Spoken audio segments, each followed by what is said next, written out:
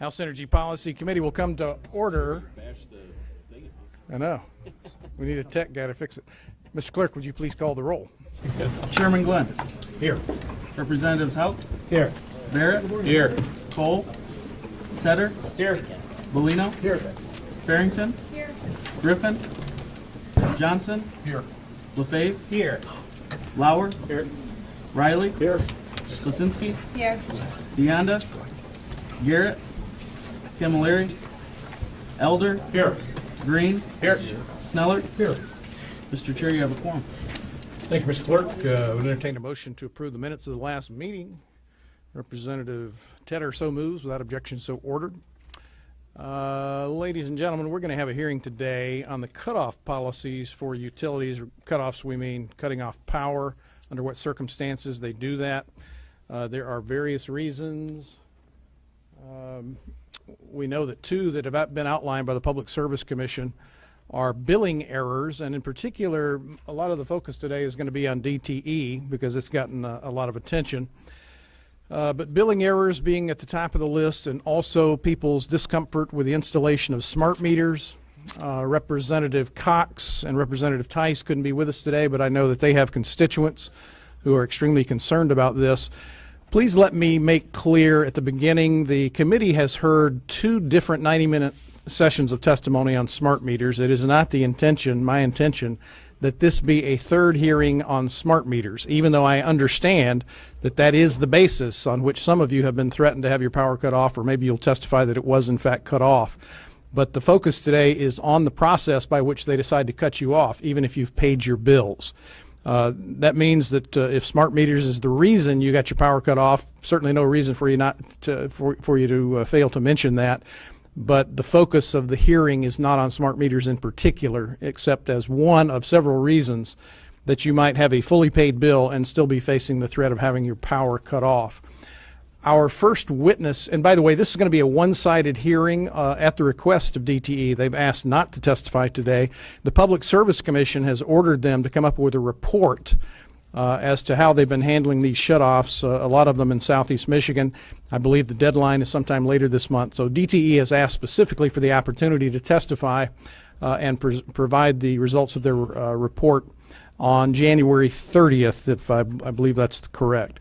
The first witness we're going to have today, we're making a medical accommodation for. And so is Ms. Chimner already in the building? Ma'am, if you would come forward, please. Identify yourself, push the red button, and then we will allow you to depart as you need. Following Ms. Chumner is going to be Senator Pat Colbeck, who has delved pretty deep into this issue and has been in communication with the PSC. So, Ms. Chumner, if you would. Yes, ma'am. Yes, ma'am. Press the red button and then please proceed. Thank you. My name is Jamie Chimner. I'm from Sheboygan. I left at 4 o'clock this morning to be here because I feel it's very important. Consumers also needs to be looked into on these matters because they're doing the exact same thing and they're just as guilty. And I'm a consumer's customer. I was cut off on September 11th of 2015 because I had 5 doctor's letters saying that a smart meter or digital meter would severely harm me health-wise. Mr. McKee came to my house. He called us September 10th, 2015 and said, I'm coming up to talk to you all about this meter problem. And he came up. I said, you're welcome to come up. We're having a public meeting that we arranged, so you're welcome to come to it. And he did. And in front of all of those people, he said, if you don't take this digital meter, I'm going to come shut off your power. And I said, what? I thought we were discussing it. He said, I'll be over tomorrow morning. I said, no, you'll be over tomorrow afternoon when I'm ready for you to be there. That morning, my husband and friends made about 35 to 50 phone calls finding someone to help us.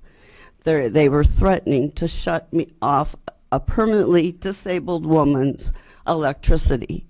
I couldn't use my medical equipment, and it's still shut off. They're still sending me letters saying, we welcome you back, please come back. But I have to have an analog meter. So they cut me off because I couldn't for my life have an analog meter, have a smart meter or a digital meter. I was given 13 hours notice that they were going to cut our power because I would not accept the digital or smart meter. But yet, they'll go to my neighbors and say, if you don't take the smart meter, we'll cut your power like we did to your neighbors. What gives them the right to do that? Why do we live in a world where this smart meter program was supposed to be voluntary when it first started? We were supposed to volunteer to get it. We didn't have to get it. Well, now I'm proof that you have to get it or they'll cut your power. It doesn't matter what you have, what reasons. They just smile at you and terrorize you. And he terrorized me that day when he came to shut off our power. I begged him. I begged this man not to shut my power off.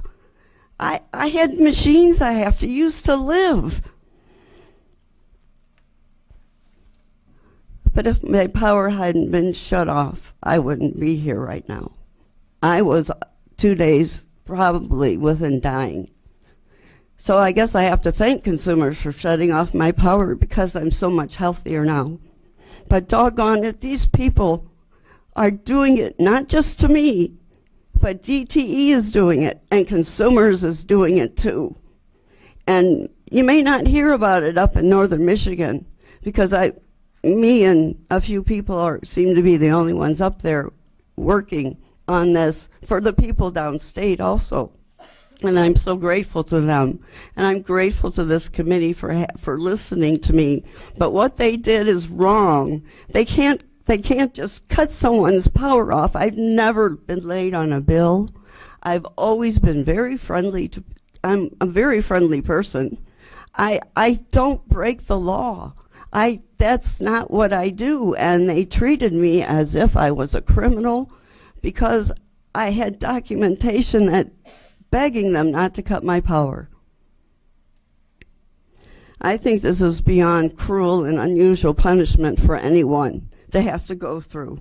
It's for an illegal electric shutoff. I have to suffer. Oh, my third winter. I'm cold. Please do the right thing and pass the meter choice bill, or I'm not going to have a choice, and I won't be here much longer if that goes on my house. Thank you very much.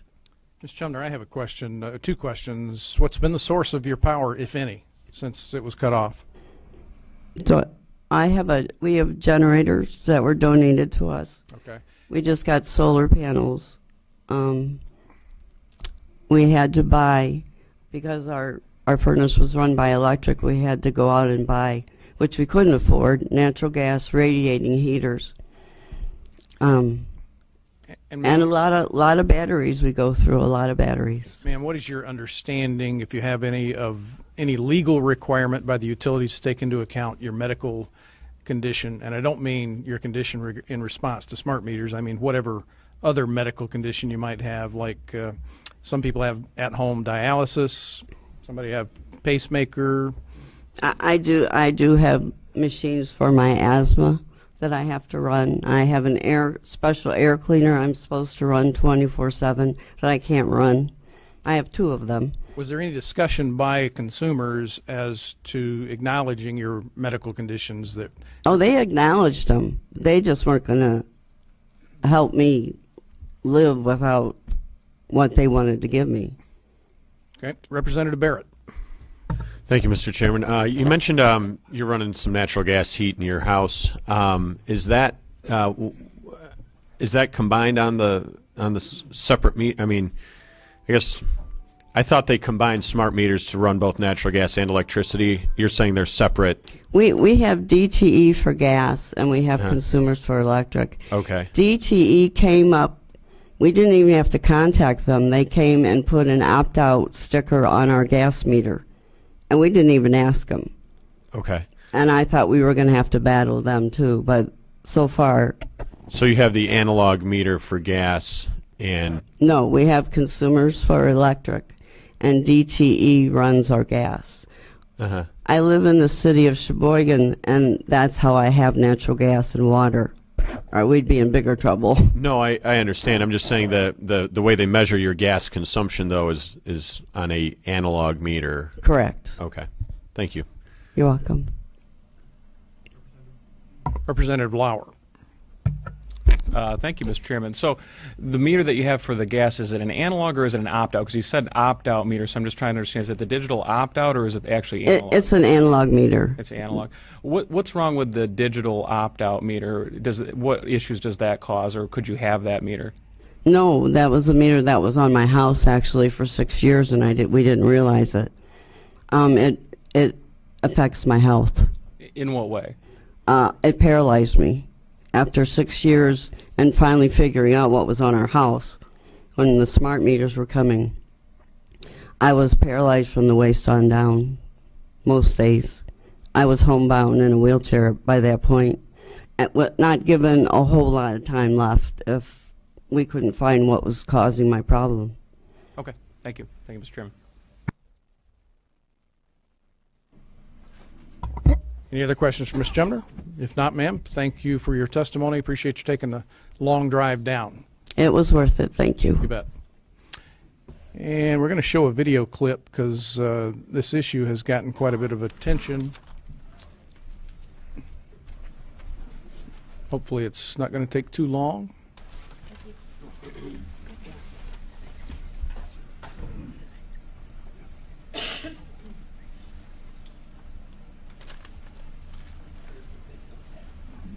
So this,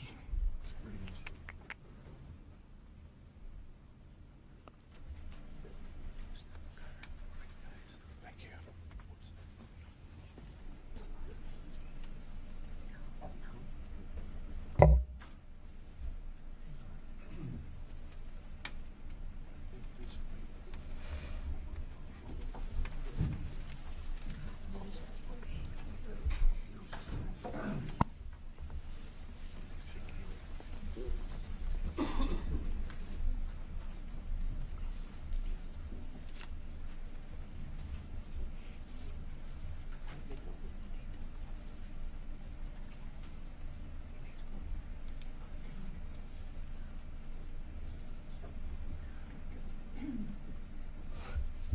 Okay, out of respect for Senator Colbeck's time, I'm going to ask our tech to continue to work on it and get it to the point where we know it's going to work. But in the meantime, I'm going to ask Senator Pat Colbeck to come to the table. You know the drill, Senator. Appreciate your research on this issue. If you don't mind, I'll be joined by my staffer, Greg Ostrander. Yes, sir. Please proceed. Well, I think as we just thank you very much, Mr. Chair. Appreciate it, committee personnel, our representatives, for the opportunity to go off and share some of our experiences in our office. I think with the previous incident here, we have ample evidence that sometimes digital systems don't work as well as analog systems. So I really want to kind of highlight today that we're talking about a topic that talks about or deals with a very unique responsibility that we have as legislators. Prior to us serving, it was deemed necessary that we would have a regulated utility market in Michigan for electricity. We don't have these types of discussions that we're going to have here today around where you buy your gas. We don't have these discussions about where you buy your groceries, because that is on a free market. We don't have a free market here. Previous representatives determined that it's in the public interest that we should have a regulated utility market. And so as part of that public interest, it's incumbent upon us to make sure that the services that are delivered as a result of this decision are done so that they do indeed represent the public interests of those we serve. Now, today what I'd like to do is share some observations that we've made in regards to the shut-off practices, but also I want to talk a little bit, if I may, Mr. Chair, about the restoration practices, because it's not just a matter of what the process by which they shut them off, but it's also also the process by which they're restored. So, and I come from a district where our electricity is delivered primarily by DTE, so we'll be focusing on some observations around DTE service. And I should also point out that we do appreciate the recent actions by the MPSC to drill down on this issue a little bit more in depth, but obviously, and you're going to see from this testimony, that further action is necessary. So today what we're going to talk about is the fact that, number one, DTE didn't follow multiple rules that are already established. Number two, ratepayers inappropriately were shut off. Plus, it took a long time for the power to be restored. There's multiple rules that need to be reformed in addition to the ones that were not adhered to. And current utility reporting is not sufficient to detect the actual problems, ensure faster restoration, and allow for sufficient oversight. So once again, don't want to forget about the fact that we got to talk about restoration, not just shut off. All right. So power is required by rule to be restored in the same day after the first working day, but allows for exceptions, such as except for reasons beyond its control. Clearly, that's fairly open-ended statement. The reality from my office experience is that there are many people waiting 5 days or longer because of a multi-step process to restore power and due to delays. So we need to define what is beyond control. So some of the specific rules that need to be reformed are: let people who want to simply pay their bills and keep an analog meter keep their power. And I know you're a big advocate of that, and we testified earlier in support of House Bill 4220, which has provisions that would lead towards that. Number two, we need to enforce that shutoff notices occur and are documented in writing. And a lot of these notices that we're getting, or a lot of anecdotal stories we're hearing, is that there is no written notice, and it's done via verbal assessments. And Ms. Chimner actually just kind of corroborated that in her recent testimony. Number three, you can't prematurely shut off power. It's not to be used as a weapon. I'm not a big fan of bullies. Number four, you need to clarify that wanting to keep an analog meter is not a safety violation. We've had these meters in place for decades. They've worked effectively without any problems. There's a lot of cases to be made that the smart meters themselves, whether they're put in dumb mode, if you will, or turned off for the emissions, or whether or not they're actually fully functional, represent more of a hazard than the previous analog meters.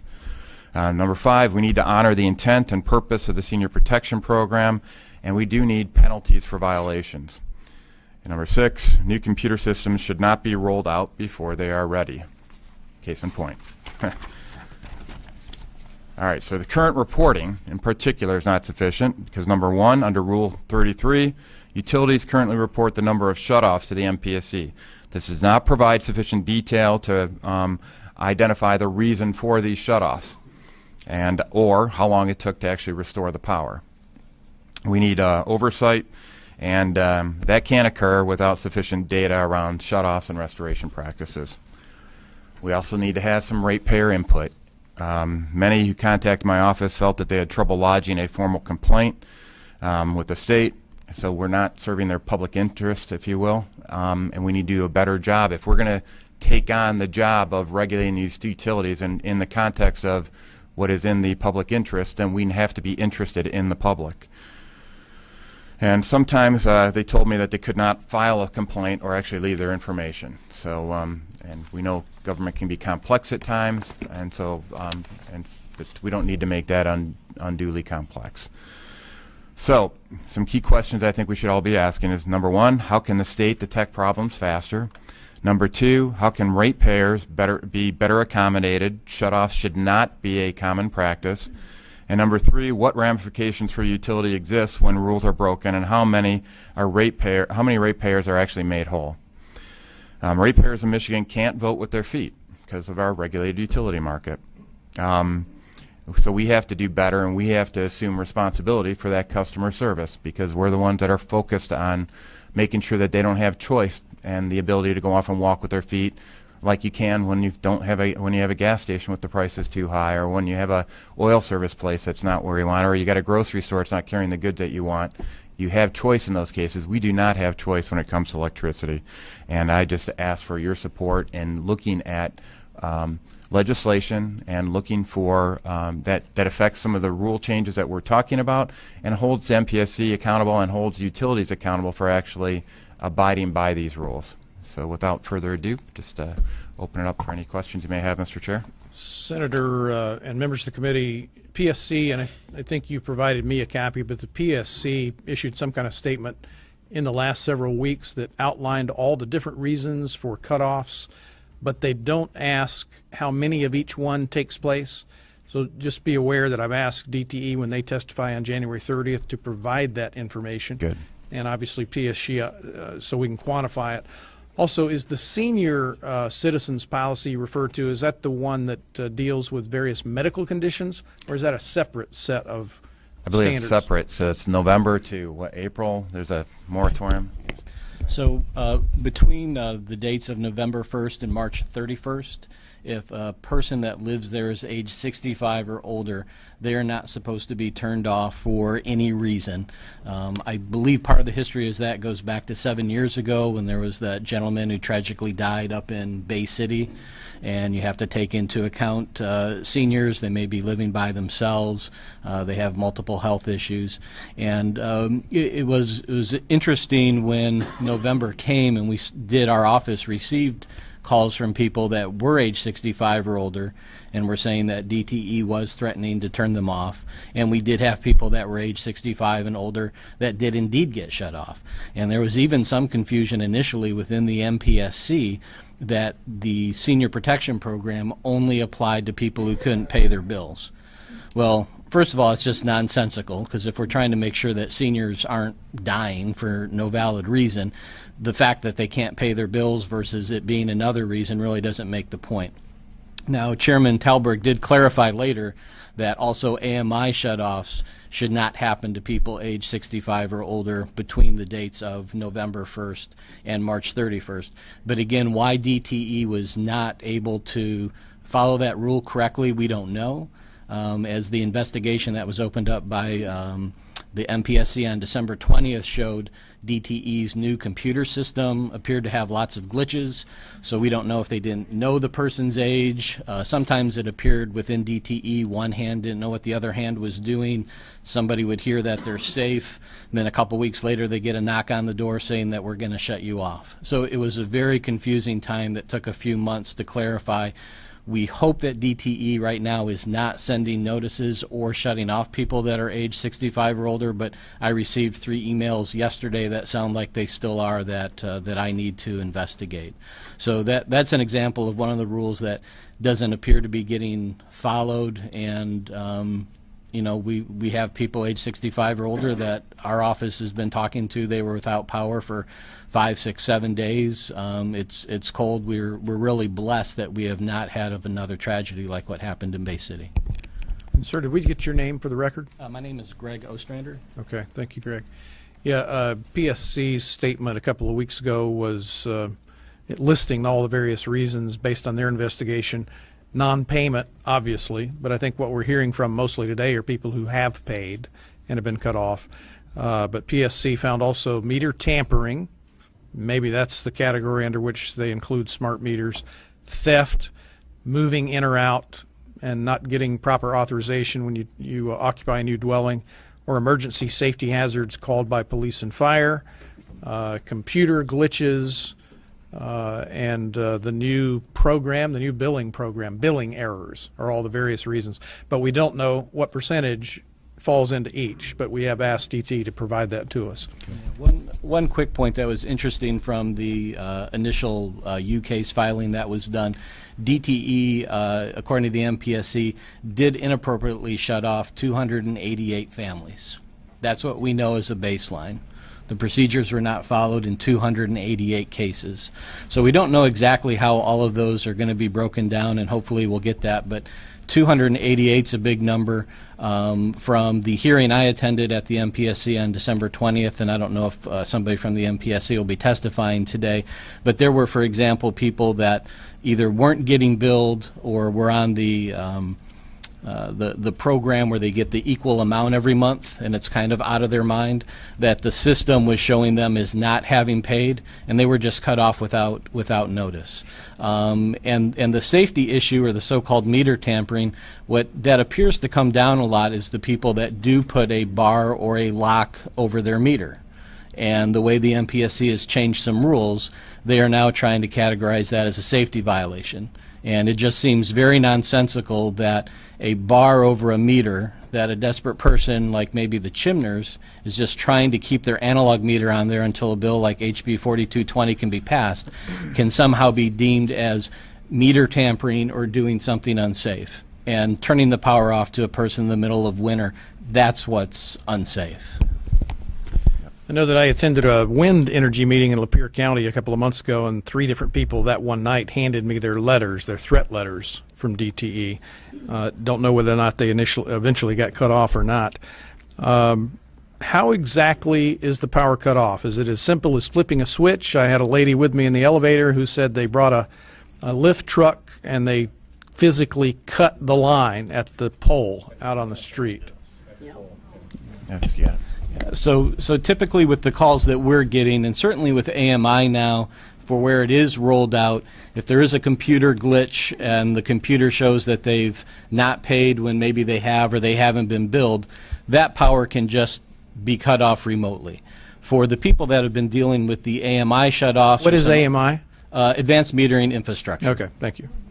For the people, though, that have been cut off at the pole, that's where the restoration in particular has been very problematic, because the typical scenario that our office has seen as people have contacted us is they get cut off at the pole. They usually take a day to be in the cold before they decide they need to capitulate. They really want to keep that analog meter. But I tell you, you try living without power in the cold for just 24 hours, and you give up pretty quick. So when that ratepayer, quote unquote, gives up, and I don't mean that in a pejorative manner, they were then having trouble getting DTE to actually acknowledge that they wanted the new meter. So at that point, maybe they'd spend 1, 2, 3 days trying to get to DTE and say, yes, we'll take your digital meter. It would then maybe be 1, 2, or 3 days before the digital meter would come out. But when that person came out, oftentimes they would say, we need to have a different person come out to deactivate that meter. That could be another 2 to 3 days. And then after the meter was deactivated, it might be 1, 2, or 3 days before somebody came and did the work at the pole. And so that was one reason why some of these shutoffs took so long to be restored, because instead of DTE coming out and saying, hey, here's already a deactivated meter, we're going to do the pole work on the same day, it was this three-step process. And so the pole process really needs to be looked at in terms of the rules, or we have to acknowledge how long people would be without power. If I may, Mr. Chair, I mean, obviously Greg is a wealth of information on it, because he's the one answering the actual phone calls with a lot of these people, and we're getting phone calls from a lot of different areas because our office has been recognized as somebody that will listen to their issue. And I encourage all the representatives that are here to make sure that they investigate what's actually going on in their respective districts, because this is not unique to the 7th Senate District, obviously. So I want to, first of all, take a little bit of a moment to commend Greg, because he's delved into the details on this significantly, and I appreciate all of his service in this capacity.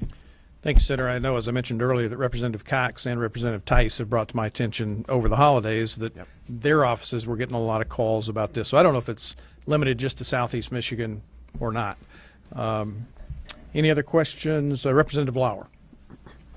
So when they do the cutoff at the pole, that's because the meter was blocked or locked in some fashion. Is that what you're telling us? In the majority of the cases it was, but in some cases, and you know, all these, for me as a staffer, they become a little bit of a he said, she said. And when you hear these cases the first time, you're doing your best to be kind of a neutral arbiter.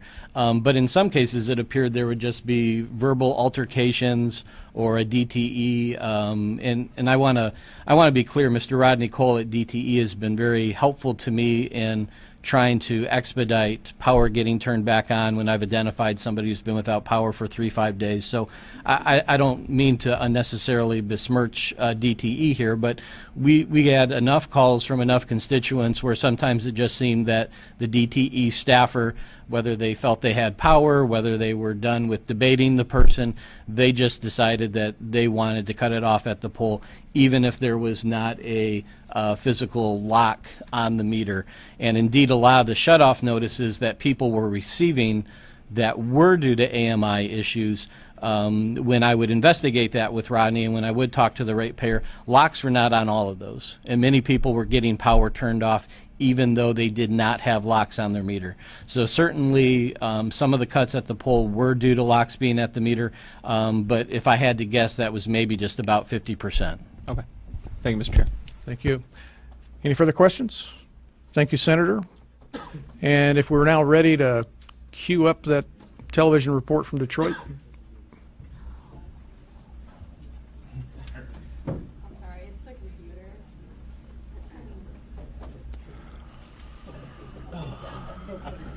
Restarting? Okay. Every time you pause it, so if I can't play it right when I start it, it's going to have to restart it again. All right. You go ahead and get it fixed. Okay. All right. Mr. Millard, I understand you've got a report that compiles several stories regarding this, but if you'll come up and take your seat, and as soon as this clip is ready, we're going to interrupt you and run it.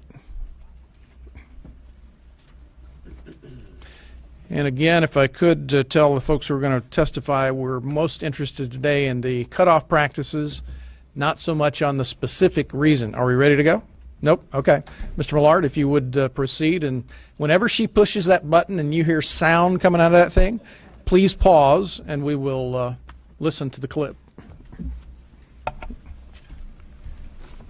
Chairman Glenn, I would like to inform this committee that DTE had threatened the Village of Columbiaville to shut off our electricity for not allowing them to install a smart meter on our office and DPW building. I had made several attempts to contact them to set up an appointment, and instead they would just randomly send employees out to change the meter, in which I refused. On October 16, 2017, I received a letter, the second notice that DTE had made several attempts to change our meter, and in which they could not access. Therefore, they scheduled the village shut-off for October 25th, 2017. Mr. Millard, may I interrupt you a second? Are you saying they threatened to cut off the village's power? That's correct. Oh, okay. The DPW and the office building, which would be the town hall. I began leaving messages on October 18, 2017, and on November 1st, 2017, I finally spoke to a person named Brittany after an employee came to install the meter, and I refused because they had not scheduled an appointment. She told me I would be shut off, and I attempted to explain to her that this building houses the controls that monitor our water and a sewer system, and if we had no power, we would not be able to monitor these vital functions in the village. After telling her that, she made it perfectly clear that we were going to be shut off. That is when I scheduled an appointment for November 10th, 2017. Once again, they did not commit to their appointment, so I refused and rescheduled. This went on for several weeks. I was told we could opt out, and I was also told that commercial buildings could not opt out, which was rather confusing. However, on November 15th, 2017, I spoke with Carla to ask her to give me until December 1st to get input from the village residents on the fact that DTE is willing to put them in jeopardy by shutting off the power to control our water and sewer systems. She apparently did not like my comment, and on Sunday, November 18th, they changed the meter. We noticed this on Monday morning, the 19th. The whole point of this is the fact that DTE did not care about the village and our residents and the extent of damage they could have caused by shutting off our power. If you have any questions, please call the village office at 810-793-4411. Sincerely, Denise Baker, Columbiaville Village Clerk. Thank you. Okay. So I was going to ask what your position was with the village, but you were reading a letter from the village. That's correct. I received that letter yesterday from Denise. All right. Any further testimony? No. And doesn't look like we have any questions for Mr. Millard. Thank you, sir. We have about 50 minutes. We've got 15 different people who've asked to speak, so I'm going to urge you to limit your comments to 3 or 4 minutes. You got to allow us the opportunity to question you as well, so we're going to try to get everybody in. But Mrs. Ebaugh, are you here? Lori Ebaugh. Lori, if you would please press the red button and share with us what you'd like to this morning. Good morning. I'm Lori Ebaugh, a representative for the Residential Customer Group, also known as RCG. We're a nonprofit corporation advocating for Michigan's residential electric and gas utility customers. I'm here today to share the threatened shutoff experience of two of our members, Lowell and Donna Kitzman, who couldn't attend today because they're out of state. They were threatened with a DTE shutoff in November of 2017. The Kitzmans were originally contacted by DTE in November of 2015 about changing their meter from an analog to an AMI, sometimes called a smart meter. The Kitzmans promptly communicated back to DTE with their concerns about an AMI meter, but received no response for 2 years until they were threatened with a shutoff last fall. Then our members were not even given 10 business days to respond. DTE's letter dated November 11th informed them that they would be shut off on or after December 4th, 2017 if they didn't contact DTE to schedule the meter exchange. Our members immediately wrote and called DTE at the number given on the letter, and they reached the Revenue Management and Protection Department. They were put on hold for 26 minutes. At that point, they were told to call another department, and at that department, they reached only a voicemail. They continued to try that same number for over an hour and eventually left a message requesting a utility customer hearing, and they said that they would call the Michigan Agency for Energy, the MAE, in addition, to speak with a regulation officer. After that, they called once again, and interestingly enough, the phone was picked up, and they spoke with an actual DTE representative. They were told after some time that an email would be sent by yet another DTE department and that their shutoff date would be delayed. They then called the MAE, where they were told that DTE would respond to their MAE inquiry within 10 days. It did take longer than 10 days, but they did finally get that inquiry started, and it's currently under investigation. It's ongoing. This is what the Kitzmans say in their own words. Quote, "As we have relayed to DTE in regard to the threat of shutoff, we are currently out of state and we are in our 80s. This is an investment property for us, and in addition, we have a contract with the tenant who has special needs, and that adds to the seriousness of this matter.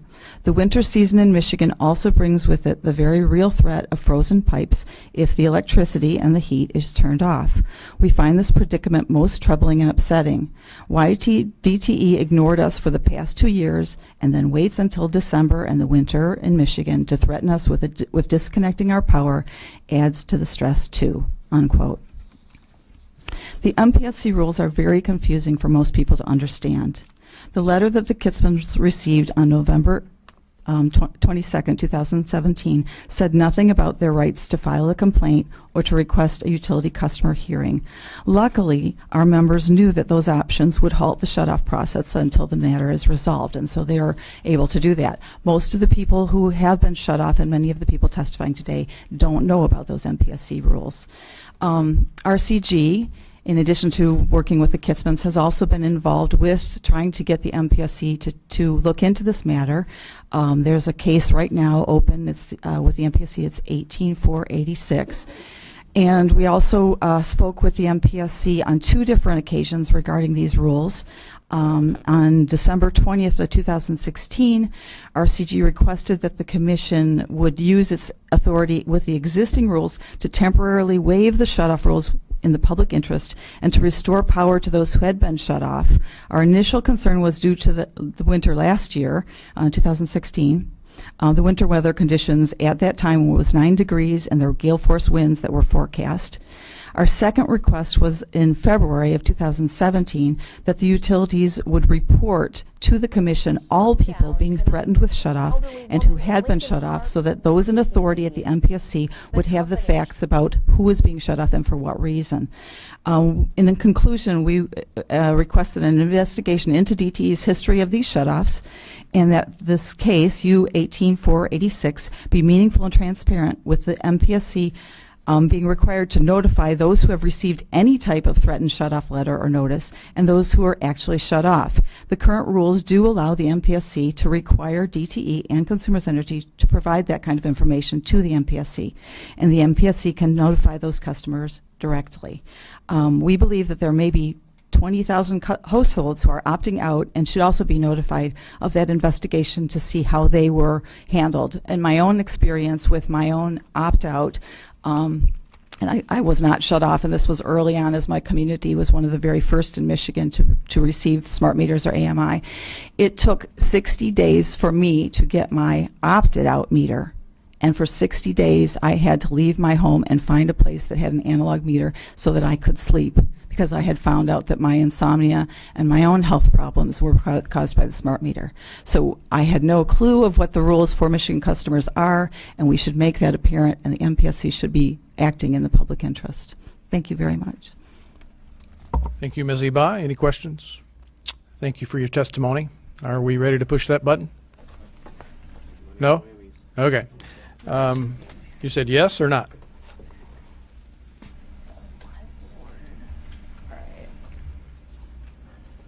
Some names that have asked to testify, I believe I recognize from our previous hearings on smart meters, and I wonder if there are those here who have not had an opportunity, either in the two previous hearings or today, to address the committee.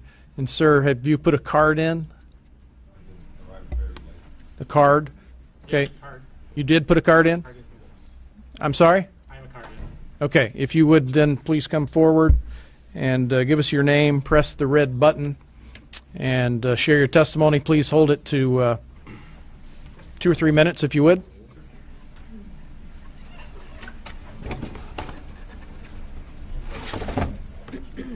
Yeah, when the video, if the video ever starts playing, sir, we will interrupt you so that it can. Sure.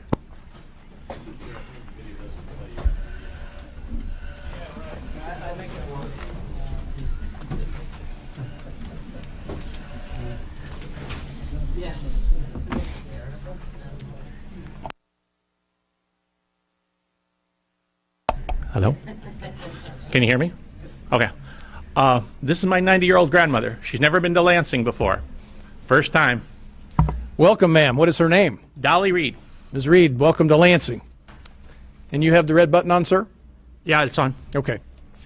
Can you hear me? Yes. Okay. I'm her caregiver. She lives with me. The bill's been in her name since 1947. Never had a problem. Never not paid a bill, never not done anything wrong. They first cut it off on Columbus Day. It took 18 hours to get it back on, first time. They said it was a mistake because what had happened was there was a power outage in our neighborhood also. Fine. I see a little card in the door, fine. They turned the power back on. Then I got a message on Tuesday telling us that it was a mistake. Your power will be shut off by the end of the day at 9 a.m. that morning. On Tuesday, that was the 10th, they said they'll cut the power off. 2.5 weeks later, finally they cut it off again. They cut it off on the 28th of October. We did not have power again until the 14th of November.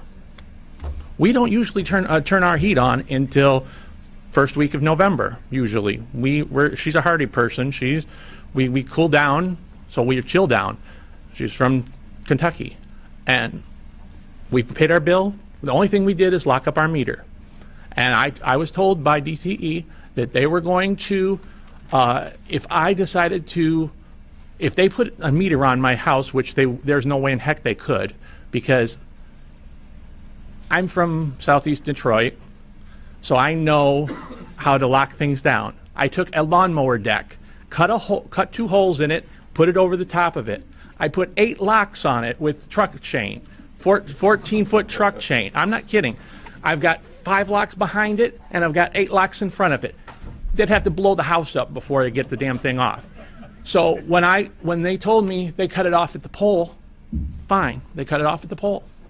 And they said to me, I had many representatives tell me, on that day they cut it off, I called them up on the 28th, said, hey, she's a senior citizen. You cut her power off again. It's cold. You want her to freeze to death? They says, well, you get this meter or she's gonna. And it's like, if I were you, I would get the meter and worry about it later.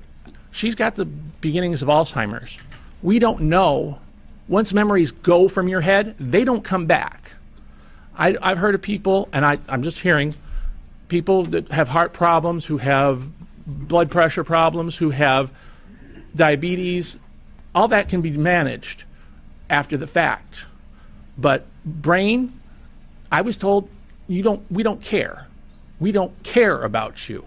They put me on hold. This is their office thing. They told me that was a Saturday. They told me, oh yeah, I was on hold for 2 hours and 45 minutes. I called back and they said, that office is closed today. I had Muzak in my ear for 2.5 hours and I fell asleep twice. And then I called up and they says, oh, that department's closed on the weekend. I don't know who transferred you. But everyone just basically puts their hands up and says, forget it. And I had a friend down in Texas that told me, this is down there, it's illegal to shut off someone's air conditioning because of the health risks.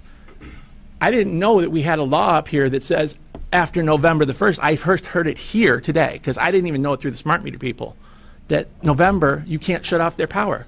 She's a senior citizen. She's 90 years old. I'm 48. She's 90. She said she would rather burn the house down than to get this damn meter.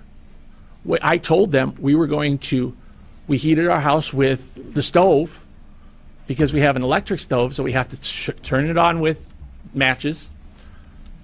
We have to boil water on the stove because you can't use the oven, because the oven now is connected to the electronic part, so you can't use the oven like back in the day when we were kids. You'd open the door and you'd have heat. Can't do that. And Consumers is going to I'm with DTE, Consumers is going to wind up having the same thing with their gas aspect in years to come. But we couldn't turn on the furnace because you got electric starters because you don't want a standing pilot. So we didn't have heat for 2.5 weeks. And then they called me on the Monday before they restored it on the 13th. They said, are you going to take our meter? And it's like a bully saying, excuse me, you're going to take our meter now? We put you in the cold for 2.5 weeks. Are you going to take it now? I said, no. Didn't hear nothing back from them. Said, you got our answer. They harassed us for about 2.5 weeks with robocalls and everything else. And finally they said, well, we'll close the case. And I'm like, okay, fine. Said, leave the meter off. Goodbye. We'll burn wood. We'll do whatever we have to do. We'll get through the winter. She said she's going to get through the winter. That Tuesday, I walked by the refrigerator. All of a sudden, I hear some noise. It's the compressor going off. And I'm like, I open the door, and I'm like, power's back on. How the heck did that happen? We didn't have any food in the refrigerator, but hey, the thing is that DTE should not be able to get away with any of this crap. She's a 90-year-old person. Where is this law? I didn't even feel in coming up here because realistically, I've never talked to a legislator because it doesn't, most of the time, nothing works.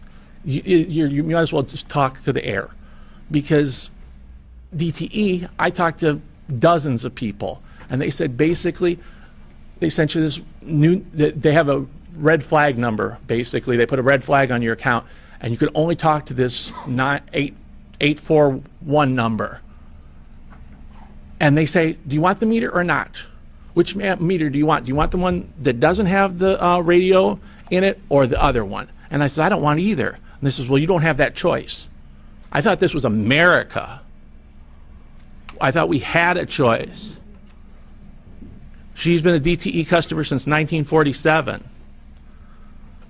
She doesn't pay a lot. But what she pays it every month. She's on budget.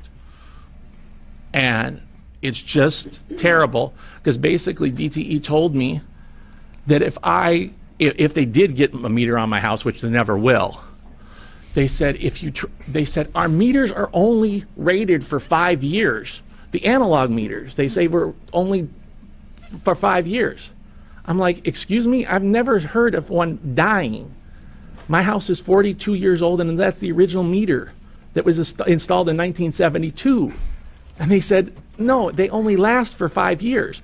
I'm like, you're out of your mind. Wally, we want to provide time for everybody Yes, else that's I know. come. Thank you. And appreciate your testimony. Thank you. And again, ma'am, welcome to Lansing. She's hard of hearing. Okay. He says, welcome to Lansing. Thank you very much. You bet. Come on. Janine Deal has put in a card and says she only needs 2 minutes. Janine, have you testified before on this issue? Then let's give somebody. How about Robert Stang? Is it Stang? Stano. Okay. And Robert, have you testified before on? I have not, but it's not regarding being cut off, so I don't know if I get the opportunity. What is it about? It's what happens after you want to opt back in after opt out. So, okay, well, let's hear your testimony. Okay. Rob Stano, I'm from Romulus, Michigan. So I've been. Just a second, sir. Our clerk wants to tell the lady with the computer something. Aaron's back in the back. Aaron is back in the back. Apparently that is relevant information. Mr. Mr. Stano, if you would please proceed. The information that I want to give is that I was opt out. And so when you opt out, you get the 2 labels on your meters because we have the interruptible one for the air conditioner. So there was 2 labels saying that the radio was off. I did have a meter that measures the EMF. I measured that I was still getting it out of meters that were supposedly radio off. So I said, I'm just blowing $9.95 per month. I'm going to go back to radio on, opting back in. Called up DTE. They said that their employee would come out, turn the antennas back on. So the day that he came out, he's carrying 2 boxes. And I said, no, sir, I'm just radio back on. I'm not new meters. I don't want to pay for anything new. And he said, no, but that's what we do. Okay, so you're gonna have your meters back on, but we're gonna put these 2 new ones in place. So the old ones that they're taking out were manufactured in 2014, and the new ones that they put on were manufactured in 2016. So I'm hoping that I'm not going to pay through this in some kind of pass-through rate increase in the future. But he assured me that I'm not paying for these 2 new meters. Okay. The thereafter thing is now I don't have somebody coming on my property to read meters. Well, 3 weeks later, I got somebody coming on the property. They want to read meters. I said, no, sir, I opted out. I have 2 new meters. I will show you that I have no labels on them saying radio's off. I'm paying to have it done remotely. He insisted he was there to do this. I said, listen, I'm going to show you that there's no labels on the meters. Invited him inside, put my fingers over the readout, and he's trying to read what the readout is still. I said, sir, you're not going to read that. I'm just showing you that there's no labels on my new meters. And you go back and you tell your higher-ups or whoever that you're dealing with somebody that should be off of a list now. Well, I was surprised that yesterday morning with a nice little snow track that I got somebody that looks like DTE coming on the property, going into the breezeway and going back out, and he's reading the meter. So So you have a smart meter and he's still coming to read it? He's still coming to read it. Okay. So that's my concern, that they don't know. And I hate calling them up because I got to spend a half an hour on the phone for simple questions that should be their responsibility to know their program. Okay. And I am going to test these meters again to see if I'm getting the same amount of RF as the previous ones. My tinnitus in my ears has not gone away. And I have other stories I could tell about people with pacemakers that are not here anymore, things like that.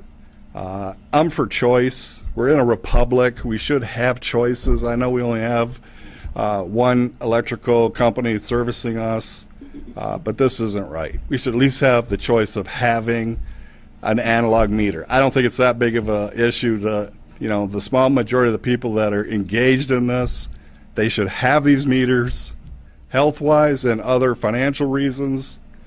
That's my testimony. Thank you very much. Mr. Stando, thank you for your testimony. Don't have any questions listed. Who do we have that's put in a card who's actually been cut off? Okay, ma'am, what's your name? Sheila Pomeransky. Okay, Sheila, why don't you come forward, please? Do you want me to try playing this? Because I think it'll work. Yeah, go for it. I did bring some documentation just for reference. A showdown tonight between an elderly woman in Lincoln Park and DTE. The company shut off her power because she stopped them from installing those new smart meters.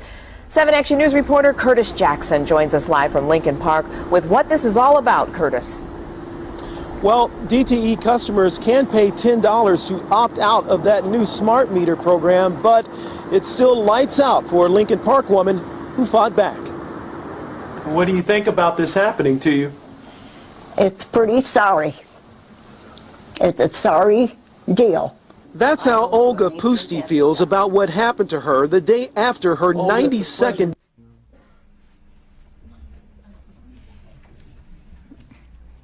birthday. And she said, my power is off. And I said, all right, well, maybe others' power is off too. And she says, I'll bet it's over the smart meter. Pusti had a lock put on her meter to keep DTE from installing the new device. I don't trust them. I don't. That's because Pusti and her family are longtime naturopaths. They avoid conventional medicine and vaccines. They say the new smart and digital meters being installed violate their beliefs. You know, there are different kinds of people in this world. We're all naturopaths. We don't believe in all these signals and things. These are totally unhealthy for you. So where are our rights? DTE says they warned Pusti 4 times to remove the lock and were forced to shut off her power when she didn't do it. She's legally blind, hard of hearing, and is a severe asthmatic. She's also been a loyal customer of DTE since 1951 and doesn't understand why they can't make an exception. All I can say is, this the way they treat me? I pay all my bills. I lived here since 51. This hurts you. Nobody has to chase me for money, for bills. We received a statement from DTE tonight. It says in part DTE confirmed the status of a lock on her meter, which is illegal under Michigan law, and notified Mrs. Pusti of the need to remove that lock. With the device still in place today, after multiple notifications, DTE had to act in the best interest of the customer and the community by turning off her power. Now, DTE won a Michigan court battle which says that it can give customers the option with that $10 of opting out of the smart meter program. But the Pusti concern is this: that new meter will still involve some sort of digital notification, which she does not feel comfortable with. She simply wants to keep the old meter on her house. And right now, DTE says there is no exception that will allow that to happen. We're live downtown. Curtis Jackson, 7 Action News. Thank you very much. And ma'am, what is your name? Dakota. Dakota, thank you very much for making that work. And Sheila, if you would please proceed. Okay, thank you. Good morning. I'm Sheila Pomeransky from Shelby Township, and I'd like to thank the committee for the opportunity to share the journey and hardships that were placed on my family regarding DTE and their deployment of the advanced metering or smart meters. And my hope is to provide a face and a story from one of the many utility customers who have been ignored, threatened, and had their electricity shut off, even with significant attempts to avoid that situation. I don't know if all the documentation got passed around, if everybody got a package. Please do not be overwhelmed by the amount that's in that package. I have a summary timeline on top that I can go through very, very quickly, and there's some supporting documentation behind there that you can look at your convenience. But what I'd like to do is just sort of share our story and our journey to give you an idea of what has transpired between my family activity with DTE, the Michigan Public Service Commission, and the Michigan Agency for Energy. So roundabout 7/28 of 2014, we received our first letter from DTE stating, and I'm just going to kind of go through this timeline that you have in front of you. Our initial letter announcing that they were upcoming installation of the advanced metering systems. About 2 weeks later, we get another letter from DTE stating that they attempted to gain access, and access was refused. Now, I had 2 meters for electricity. I had an analog for interruptible air conditioning, and I already had a digital that had been placed on my home in 2010, and both of these were locked up at the time. So again, 8/11, they attempted to gain access and was refused. Now, several months later, 2/18 of 2015, I sent a letter, or my family sent a letter to DTE, to the advanced metering team, stating that there were health issues in our household. These were reported, in particular a cancer diagnosis, and we wanted to make them aware of that, and we requested a need for analog meters based on that, and asked for them to start communications in good faith. We were looking for some sort of written verification. Yes, you've heard our concern, and let's begin some sort of communication process as to what the procedure might be. Our meter was locked, and the reason we locked it was due to some health issues within our household, and we were waiting for communications from DTE. We were beginning the communications process to say what are any options or accommodations to this medical situation. DTE never responded. About 9 months later, 9/22 of 15, we get another letter from DTE. This is what I'm referring to as threatening letter number 1. It is my understanding that this committee is listening to testimony about whether you've been threatened or shut off your electricity, so I'm just trying to make it as simple as possible. Threatening letter number 1 to indicate that a locked meter is now in unsafe condition. To prevent interruption of service, please remove the locking device. In the additional comments, it was kind of news to us that all of a sudden this is an unsafe condition after they've known about this for quite some time. So if this was a safety issue, why had this not been communicated in over a year? I wanted to do my due diligence. I didn't want to put my family at risk if there was a safety issue, so I reached out to the Shelby Township Police Department. I spoke to the Fire Chief, James Swinkowski, to determine, is there an unsafe condition that we should be aware of, that we are putting ourselves and our neighbors in jeopardy? And he basically told me that there is no condition that is unsafe using these meters. He told us that are using the locks. He said oftentimes businesses lock their meters in particular to protect their metering equipment. So he says they have a super key, they can get into anything. It's not a safety issue as far as the fire department is concerned. So with that, I then responded to DTE after I got that first threatening letter after doing some of my own investigation. And this went to Joseph McCormick, of the manager of the Advanced Metering Program, and I also copied the House Energy Policy Committee at that time, back in 2015. I highlighted in this letter to DTE that DTE never responded to any communication. We were trying to communicate in good faith. We had our meter locked for health reasons. I questioned why all of a sudden is this a safety issue that was never brought to our attention before. Now it's a safety issue. I also provided the information that I spoke to the Shelby Township Fire Chief, who said it's not a safety issue according to them. I also indicated that at that time House Bill 4916 was being introduced to install a meter at that time would be financially irresponsible, a waste of time and energy and money until this issue was resolved in terms of the House bill that was being discussed. And again, I requested a written reply so we could understand that we were in good communications, in good faith. We were trying to resolve this with DTE. Again, in the additional comments, DTE never responded. And by the way, these are all certified letters with receipts. That's part of the attachments that are behind this document. So about 15 months later, we get another letter from DTE. I'll call it threatening letter number 2. So 15 months has now passed. I have a safety issue, supposedly. 15 months later have passed, indicating that the locked meter is an unsafe condition and my electric service will be disconnected on or after January 9th, 2017. Again, my question is, if this is unsafe, why has now a year and a quarter passed and we are now just getting another letter threatening for our electricity? If it's safety, I would think they'd want to do something very quickly. So I decided to file a utility service complaint, which I did in fact do. So on 1/6 of 2017, I filed a utility complaint with the MPSC. I complained that DTE was not communicating in good faith regarding personal health reasons for locking a meter, and that the complaint that DTE was not providing supportive evidence as to why this was an unsafe condition. Nobody could seem to tell me what this unsafe condition was. The case number is in the additional comments, case number 01484247, and the Michigan Agency for Energy did respond a few days later. Sheila, yes. Let me interrupt you. Out of respect for the others who want to testify, I want you to get cut to the chase, if you Okay, would, please. so if you go through this timeline, you are going to see that there are multiple communications where we were reaching out to DTE, the MPSC, many of which were not responded to. But here's, I think I want to go to page 4, if you will. Page 4 is after several different communications back and forth, after all of these communications, we were really trying to communicate in good faith. On 8/23 of 2017, DTE shut off the electricity to our home. My husband was home at the time.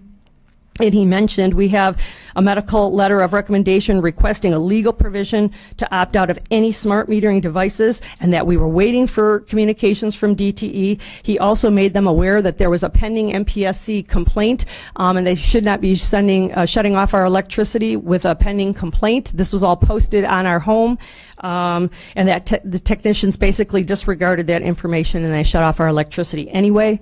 All of this was videotaped, so we did remove the locking devices. We specifically and called DTE to restore our electricity very quickly. We did not want a smart meter. We didn't care if it was with or without transmitting. We chose to have electricity. So we never chose to have a smart meter, but they in fact put one on in order to give us electricity, and they gave us one with the opt-out. Interestingly enough, and that was they cut off the electricity on the 23rd. On the 24th, they came and they replaced one digital meter with replaced one digital meter. I mentioned we had a digital meter. They replaced it with a smart meter, and they replaced one analog, which is what we had for our interruptible air conditioning. They attempted to put a second meter, smart meter, on for my air conditioning. I said very strongly, I do not want a second smart meter. The Sheila, technician. could you give us in one sentence, encapsulate how you feel about the experience you had over this issue? I can. And then I'm going to let other folks testify. Okay. All right. May I just give my closing remarks? Depending on how long they are. I apologize. In closing, we believe that we went through extraneous effort to foster communication with DTE, the MPSC, and the MAE to understand and determine any or all other options to smart meter implementation, and we resisted based on documented medical accommodations and need. As you can see, this was purely one-way communication, and these organizations did not have the courtesy to work with us or even communicate with us directly to address our concerns. And the basis of our documented complaint, which was why this was an unsafe condition, we certainly felt ignored and threatened. Additionally, we believe the amount of time it took to restore the electricity, we were 6 days without electricity. I didn't get to tell you, they came while we weren't home and they put a second meter on my air conditioning unit. You'll see that in the timeline. After I vehemently said no, they came and put that on, and that took 23 days to resolve and get that meter off. They cut you off in January, is that correct? No, August 23rd, right. Our electricity was shut down. They put a new meter on the 24th, and on 8/29 we got our electricity back. And there were a lot of things that happened after that. You'll see that in the timeline, of which it's almost to the.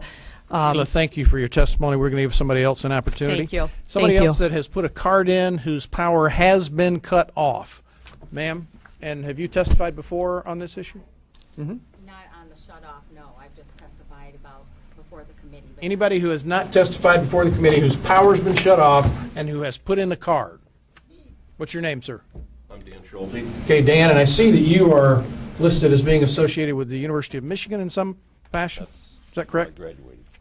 I'm sorry? I graduated from the University of Okay, Michigan. so your email address is just because you're a graduate? That's correct. Okay. I have handouts here. Now, Dan, you asked for 10 minutes. You're not going to get 10 minutes.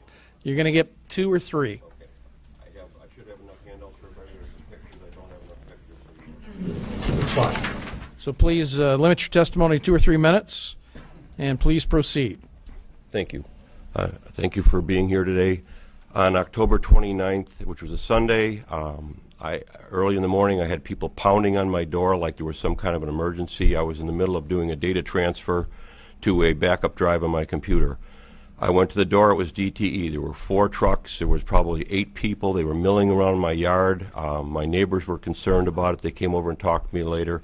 Man came to my door and said, we're here to put a smart meter on your house. I said, will that cut my power off? He says, yes, it will.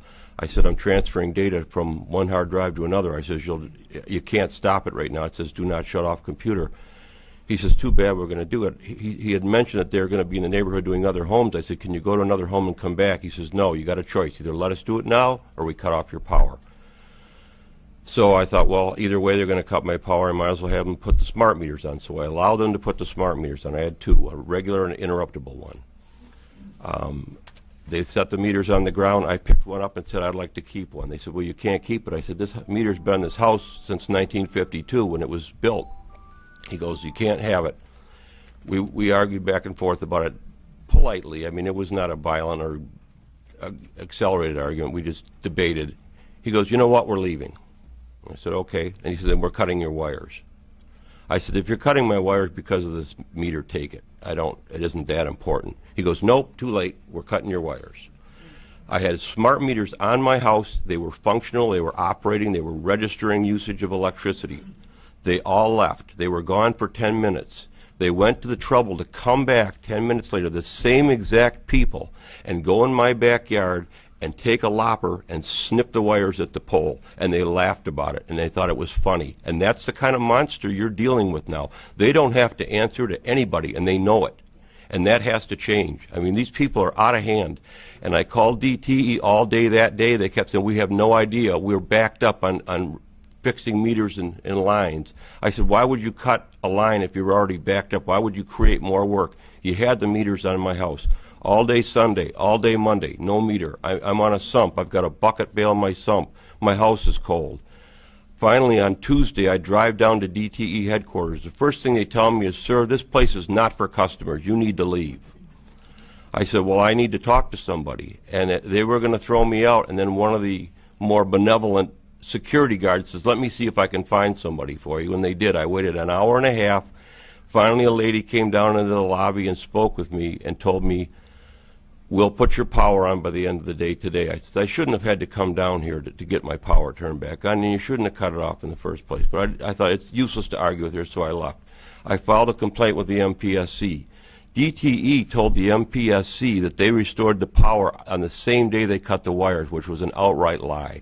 They cannot be trusted, and they are bullies. They're out of hand. And you should know this by now. I mean, you've heard enough testimony. We shouldn't even need to be here today. At this point, you should put the clamps on that company because they are way out of hand, and there's nowhere else to go. They're a monopoly, and we all know it.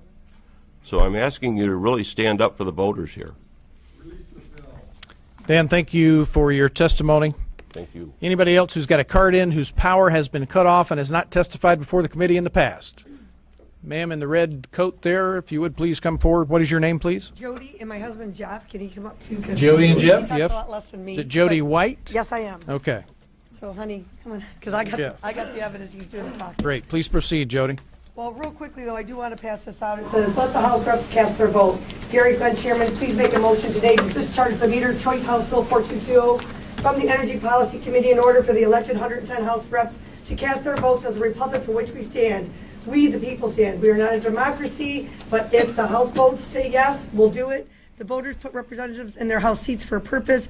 Meter choice is an easy vote. Please stand up and vote on behalf of the people and not the big company. So that's what I'm going to pass out to everybody. Okay, let's make this brief and concise. You heard the gentleman before us.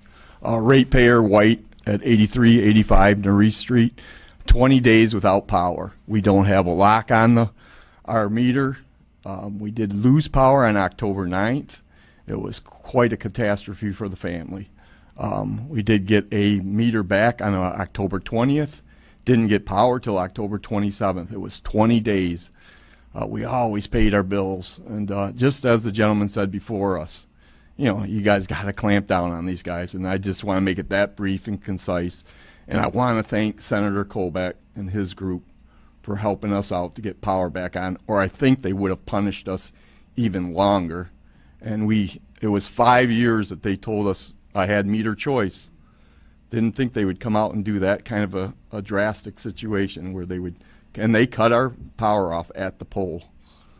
the wires are standing there, but that's enough. Okay, and it's only been 32 seconds, so thank you. So for less than 30 seconds, I have the camera, I have everything documented. I have a DTE guy saying that he's on a cut crew. I did file a police report. West Bend Police, thank you, is trying to investigate who is the man that cut my pole. There is a public act from 1931 that says that there's a $5,000 consequence for tampering in Penal Code Section 750 Act 320 of 1931. They don't have the right to cut. We're real estate agents. We bought land. On the land was a house. On the house was meters. And then through our charter, we're given power. Thank you, Jesus. We love that. But at the end of the day, we don't, I don't come home from work without power. So I think that it was very rude. And I thank you for this opportunity. All right. Thank you for your testimony. Anybody who has not testified before the committee before, power has been cut off and you've put in a card. Have you testified before the committee before, ever? Nope. Come on up. Tell me your name, please. My name is Georgetta Livingston. Livingston? Livingston, Okay. yes. Thank you, ma'am. I just want to say, I'll summarize very quickly, as best I can.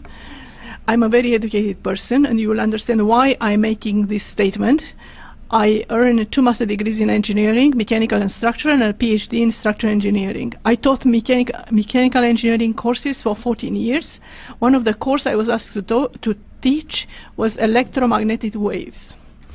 In 2011, DTE came with deceptive marketing statements about their new metering system.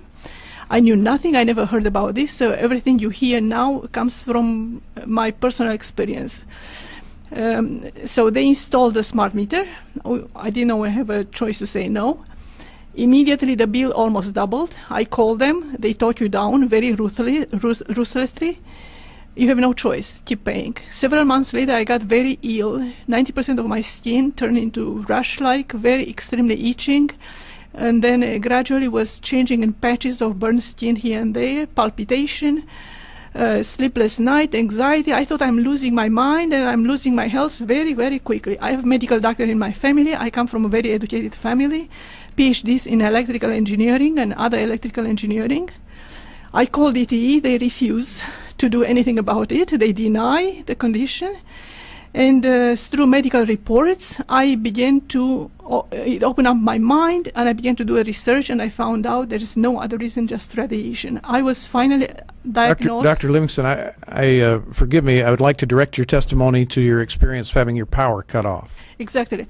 So I was diagnosed with electrohypersensitivity. DTE refused. There was a lengthy process trying to ask them to return the functional and operational analog meter. They ignore you completely, and I gave them a term limit. I have to protect my health and my household. Otherwise, I will have to do it myself. So I hired the electrician, replace the smart meter with an analog meter. Then I got threatening calls from Joseph, DTE guy, Joseph, I forgot his name now. McCormick, Joseph McCormick, that they are going to cut off my power if I don't accept their meter. I said, I do accept your meter, providing that it doesn't emit electromagnetic waves, it doesn't monitor activity in your home, it doesn't cause fire. Please bring it. Instead, they cut off my power. So we built a house, we have no water, no heat. This was in July 2014. Between July 2014 and February 2015, that's the only source I use for light, morning and evening. I had to go to Kroger to bathroom because we cannot flush the toilet. I had to go to neighbor to take showers. And then in desperation, I decided to put an alternative system, solar, wind turbine, and for non-wind, non-sun, a solar backup generator. The homeowner association contacted DTE. DTE incited them, and they began to harass me, bully beyond description. Unbelievable. They began to fine me $300 to $500 per day for every surviving step I was taking to survive. And finally, they filed a lawsuit against me. When you are fined with $300 to $500 per day, it's adding up very quickly. Asking the court to foreclose my home, and to force me to remove all the improvement. And it's a phony violation. There's no single violation of the bylaws. It's still in court. They want to remove the generator. They came Sunday with a whole big commotion team to measure the sound level of the generator along the perimeter. My generator is generating 46 to 52 decibel. If you understand what this is, the burners in the furnace burners generate 65 decibels. The spying neighbor who called police on me and continue this saga, his air conditioning is 80 decibel. In my master bedroom, I recorded 58 decibels. So I am just brought into, I'm treated as a criminal of the criminals because I chose life. I'm coerced to die by radiation, by freezing, or by asphyxiation, and I chose to live in consideration for the neighbors. There is no violation of Michigan noise ordinance. The neighbor, next door neighbor, does not even hear it, and I want to live, but I am forced to die. So I would like to urge you. You are human beings before being representative. You heard so many terrible stories. It is your only opportunity to change the wrong with something good, and you have a conscience too. You never know what tomorrow will happen. So I plead in the name of your loved one, of your own, in the name of the one who created all of us, choose what's right and let us have a choice. Let me live and people like me. Dr. Livingstone, thank you for your testimony. We're going to have time for one more. Janine Deal, and you say you need 2 minutes. That's what we have left. Okay. I'll be even quicker than that. We have Semco Energy for natural gas service. Semco is a monopoly, or is a Canadian company with a monopoly market in Michigan, market area in Michigan. I had a horrible reaction, physical reaction to their transmitting meters, which they actually did not give me the entire truth about when they first installed them. Janine, please reserve your comments to the experience of being cut off. Okay, and then we called them out, and the regional operations manager came out, and I asked him to remove the meter and replace it with a non-transmitting meter. He very politely said, I can remove the meter right now and shut off your natural gas service. And that was the only option. At least DTE and Consumers Energy allow you an opt-out. Semco Energy, a Canadian company with a monopoly market area in Michigan, gives their customers absolutely no choice. And recently, there was a Semco employee in the yard looking for gas leaks, and he told me that a lot of people are calling with the same health issues as I've had, but they don't care. Thank you.